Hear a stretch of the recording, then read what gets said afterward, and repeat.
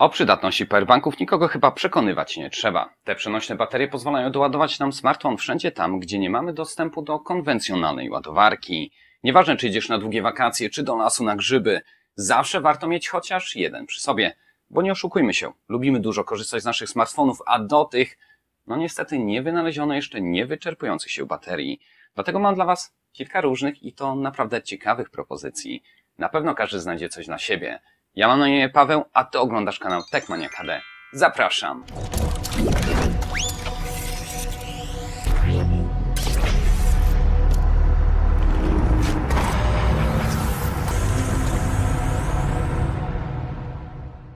Przed nami leży całkiem pokaźna kolekcja powerbanków. Są one różnej wielkości, pojemności, ale także różnią się od siebie dodatkowymi funkcjami czy nawet szybkością ładowania. Jedne nadają się bardziej dla osób dużo podróżujących, inne dla tych, którzy potrzebują tylko zapasu energii, tak tylko na wszelki wypadek. W tym materiale omówimy wszystkie te propozycje. Najpierw przyjrzymy się szybciutko każdemu z nich, a później przejdziemy do testów. Dlatego też usiądź wygodnie i na spokojnie wybierz to, co najbardziej odpowiadać będzie Twoim potrzebom. Więc do rzeczy. Pierwszy powerbank, któremu się przyjrzymy, pochodzi od Blitzwolf. Jest to bateria o pojemności 6700 mAh i pozwala na jednoczesne ładowanie dwóch urządzeń. Owszem, posiada tylko dwa porty, ale ten mniejszy USB typu C jest jednocześnie wejściem, dzięki któremu możemy naładować sam powerbank, jak i wyjściem do naładowania innego urządzenia. Obudowa jest zwarta i solidna, wykonana w większości z aluminium. Na spodzie możemy doczytać, że na obydwu wyjściach maksymalne natężenie wynosi 2,4 A i choć technologia Quick Charge 3.0 nie jest tu obsługiwana, to wartość ta wystarcza, aby naładować od zera do pełna większość smartfonów w przeciągu niewielu więcej jak 2 godzin. Tuż obok gniazda USB znajduje się przycisk. Wystarczy go wcisnąć, a 4 diody poinformują nas w przybliżeniu o pozostałym stanie baterii.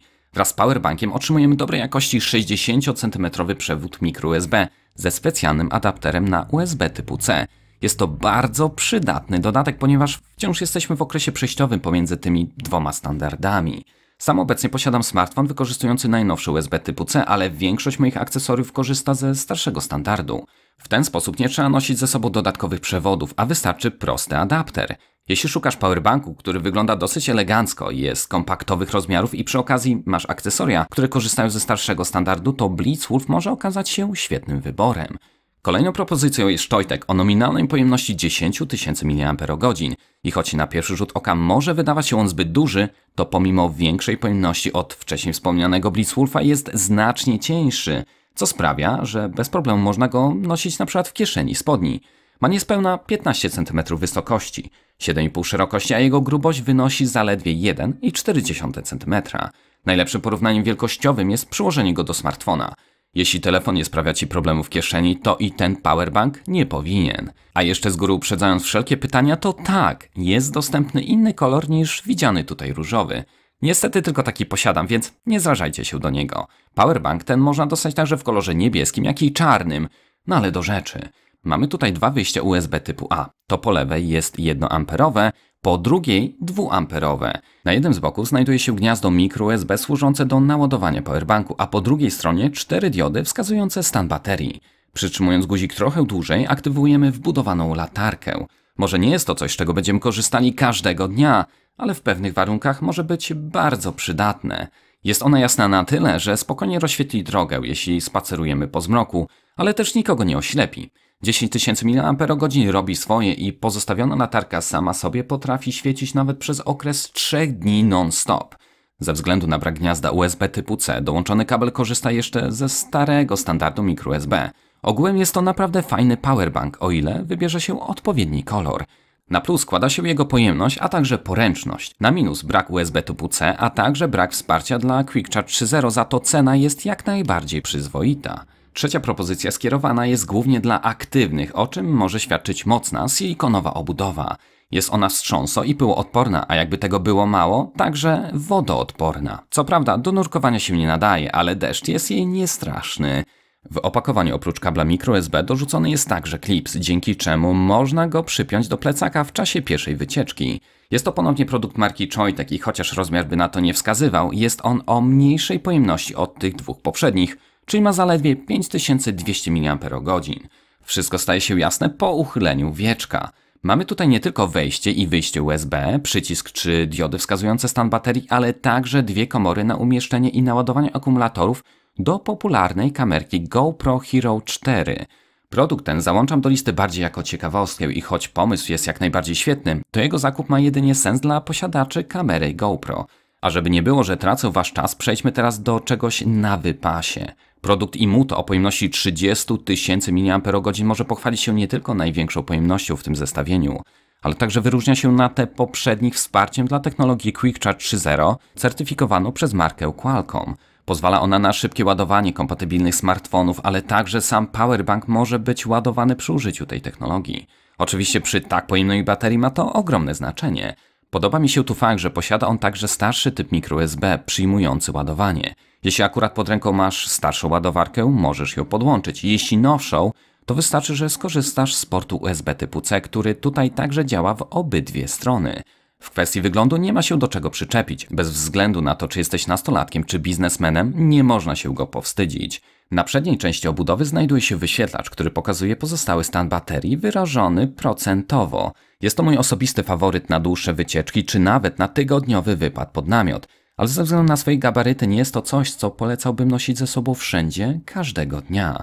W opakowaniu otrzymujemy kabel microUSB wraz z adapterem na USB typu C oraz wysokiej jakości pokrowiec, który jest gruby, jakby wewnętrznie podgumowany. Produkt waży grubo ponad pół kilograma, a noszenie go w kieszeni spodni jest stosunkowo niemożliwe. Idealnie nadaje się on dla całej rodziny na większe wypady. A jeśli wystarczy Ci coś bardziej kompaktowego, a podoba Ci się design od Imuto, to mam dla Ciebie jego mniejszego braciszka. Wygląda on niemal identycznie, ale z pojemności 30 spadamy do 16 750 mAh. Wciąż jest to bardzo dużo, ale przy okazji kosztuje niemal połowę tego, co jego większy brat, a i waży znacznie mniej niż on, czyli 295 gramów, co sprawia, że znowu mówimy o przedziale kieszonkowym. Tutaj także odnajdziemy USB typu C, jak i starsze microUSB, co zapewnia kompatybilność na kilka lat do przodu. Jednak w porównaniu do poprzednika tracimy wsparcie dla Quick Charge 3.0. Za to wymiary, jak i pojemność sprawdza się idealnie w przypadku codziennego użytkowania, jak i w ramach dalszego podróżowania. Tutaj także producent nie zapomniał o dołączeniu wysokiej jakości etui oraz kabla USB z tą różnicą, że jest on typu C, czyli bez adaptera. Następna para powerbanków pochodzi od renomowanej firmy Zendur i wyróżnia się wzmocnionymi obudowami odpornymi na wstrząsy, upadki czy nawet ekstremalne zgniecenia. Wszystko za sprawą wysokiej jakości kompozytów oraz specjalnej obudowie połączonej z gumowymi elementami. Przyjrzyjmy się najpierw temu większemu. Jego design przypomina odrobinę walizkę podróżną, a cegiełkowa bryła sprawia, że nie jest to bateria, którą chętnie nosilibyśmy w kieszeni jeansów.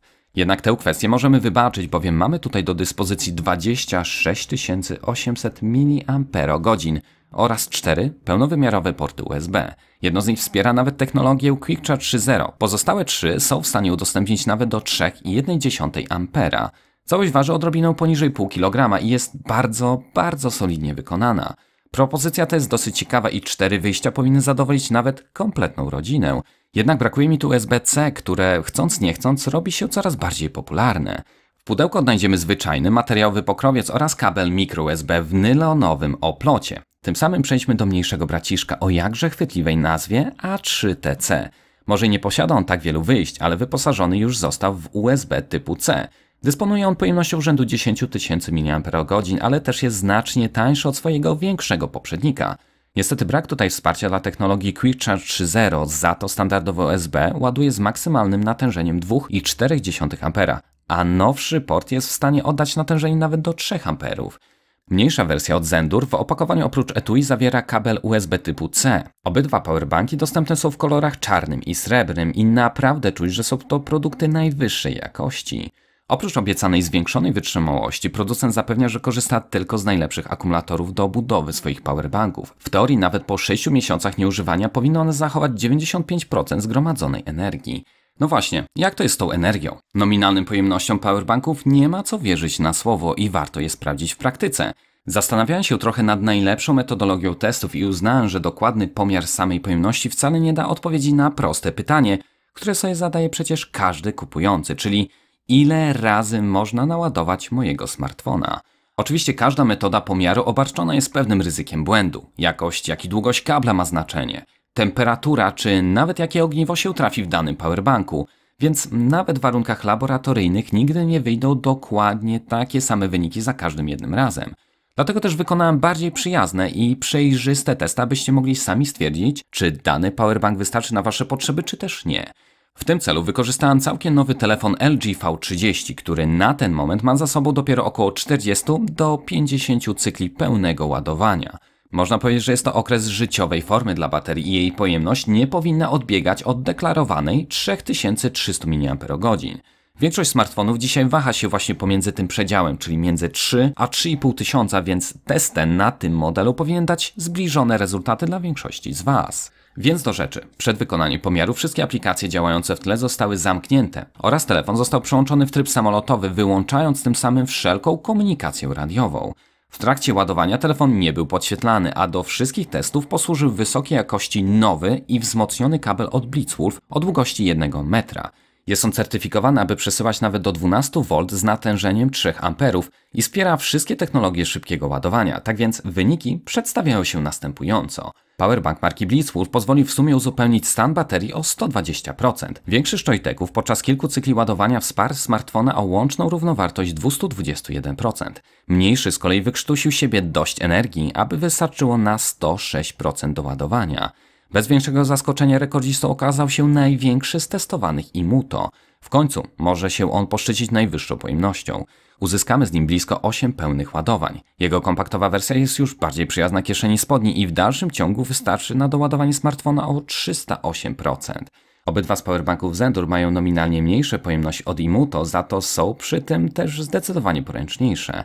Model A8QC wystarczy na doładowanie 554% mojego smartfona, z kolei mniejszy na 214%. Reasumując to, każdy z tych powerbanków znajdzie idealnego odbiorcę dla siebie. Natomiast domyślam się, że część z oglądających zastanawia się w tej chwili nie tak bardzo nad samą pojemnością powerbanku, a nad tym, czy brać taki z technologią Quick Charge 3.0 czy też nie. Jest to bardzo dobre pytanie, które sam sobie zadawałem wielokrotnie. Oczywiście pierwsze co się ciska na myśl to tak, jasne. Skoro mój telefon obsługuje szybkie ładowanie, to dlaczego miałbym kupować powerbank taki, który nie wspiera tej technologii? No właśnie, musimy pamiętać o tym, że powerbanki z Quick Charge kosztują więcej. Wymagają bardziej zaawansowanych układów, a i w rzeczywistości nie każdy tak bardzo potrzebuje tej technologii, jak mogłoby się wydawać.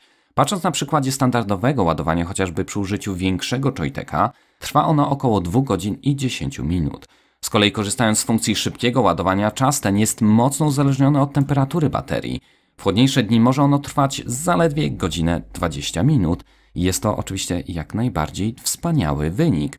Lecz zanotowałem, że w te cieplejsze dni czas ten ulega znacznemu wydłużeniu. Pełne ładowanie może trwać nawet bliżej 2 godzin, czyli szybkie ładowanie jest niemal zwykłym.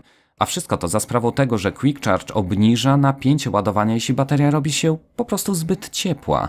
Dlatego też dochodzę do wniosku, że podczas letnich, wakacyjnych wypadów Quick Charge nie jest wcale czymś koniecznym czy też wartym dopłaty.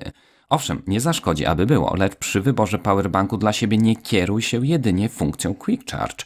Pozostaje jeszcze kwestia tego, czy aby szybkie ładowanie nie skraca żywotności baterii, bowiem w końcu traktujemy ją znacznie wyższym napięciem oraz temperatury są zauważalnie wyższe. W teorii jest to szkodliwe, w praktyce nikt wielkich różnic nie wyłapał, ale temat sporów jakiś jest. Zarzucę tu nawet ankietę dla Was do wypowiedzi, czy uważacie, że jest to szkodliwe, czy też nie. W ten sposób poznacie też opinię innych. Jednak bez względu na poglądy czasami jest realna potrzeba skorzystania z szybkiego ładowania i wtedy może ono się okazać prawdziwym zbawieniem. Wszystkie linki z aktualnymi cenami oraz dokładniejsze opisy do wymienionych powerbanków znajdziecie w opisie pod tym filmem. Daj mi też znać w komentarzach, który jest Twoim faworytem i napisz też dlaczego. Jeżeli podobało Ci się to nagranie, bardzo proszę pozostaw po sobie chociaż tą łapkę w górę oraz subskrybuj mój kanał. A może znasz kogoś zainteresowanego tematem? Jeśli tak, koniecznie wyślij mu linka. Natomiast jeśli masz jakiekolwiek pytania, jak zwykle możesz je zadać w komentarzu pod tym filmem. Tymczasem ja się z Tobą już żegnam i zapraszam do następnych nagrań. Trzymajcie się, hej!